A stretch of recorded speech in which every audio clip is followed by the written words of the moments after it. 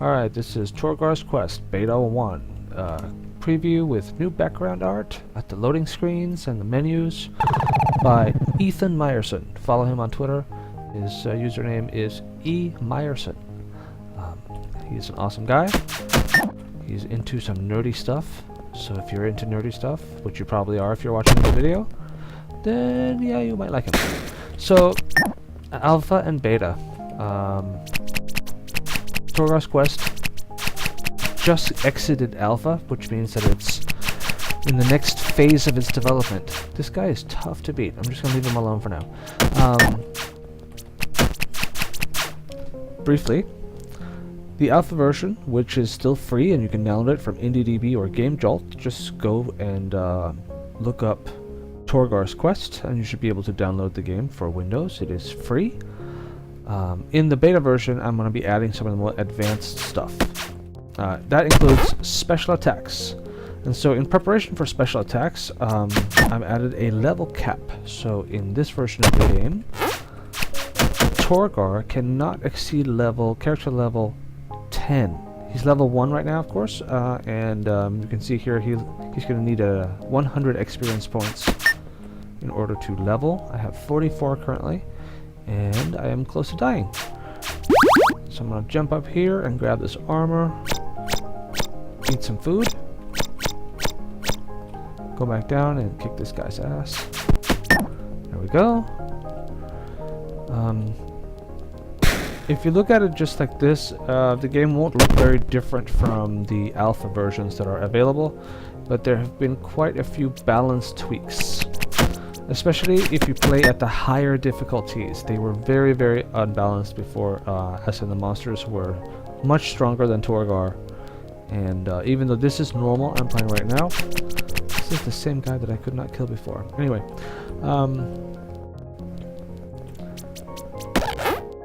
before on the higher difficulties, you would just get creamed pretty fast. And now at least I've changed it so that the monsters don't do quite as much damage.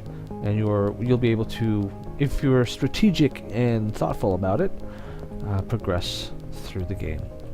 Here we have the exit for level 2. There's also a bunch of other things. I have changed the spawn rates of monsters so that more elites and rare monsters will spawn the further you progress into the game, whereas here on the lower levels, more weak monsters will spawn and fewer elites and so on.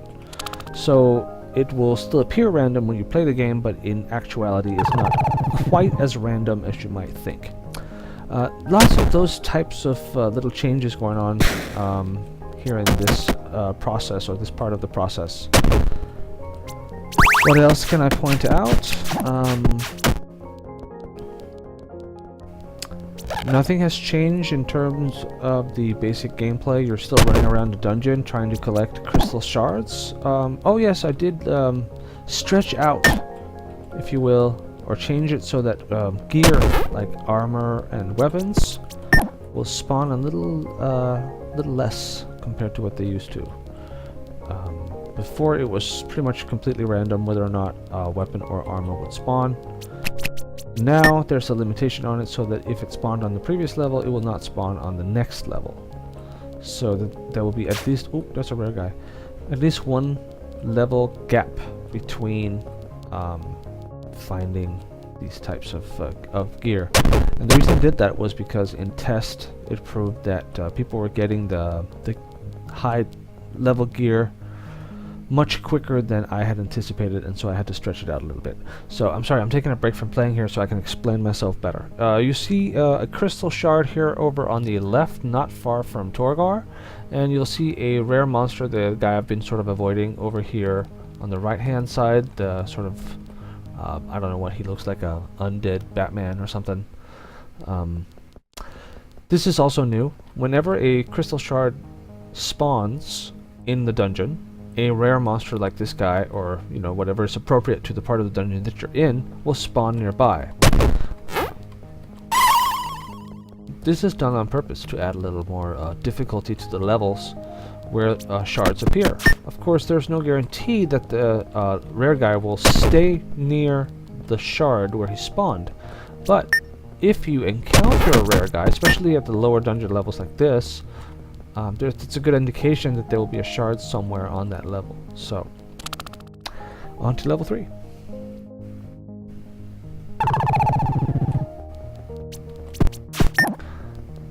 I'm pretty stoked about the new background art. And speaking of the new background art, these lore books, like the one I have here, that also has a new background, which is the one you see here, also done by Ethan. Thank you, Ethan, for these backgrounds. They are pretty amazing. And of course, the lore books they are part of the game where you can learn a little bit extra about the universe in which the Torgar's quest unfolds. I am also putting out a series of blog posts about that, which you can read on rasmusrasmussen.com. If you are interested in like how stories are told in gaming and that sort of thing, those are my thoughts on it. There's not a whole lot more to this. The game is pretty straightforward. I have yet to implement any special attacks, but they are coming. And also, what else is coming? Localization is on the way. I have made a blank menu for now, and I'm gathering all the data from the people who are so awesome and helpful in translating the game. Go to torgarsquest.com and see a complete list of credits of the people that are working on the game, and without whom this game would not be anywhere near what it is now, which is still not anywhere near what it's supposed to be, or at least where it will be when it's done. So I think that's all I will put in this video for now. Go to Torgar's Quest, sign up for the email newsletter to keep track of the progression of Torgar's Quest, or simply subscribe to my Twitter feed @theprint. Thank you for watching this preview of Torgar's Quest beta.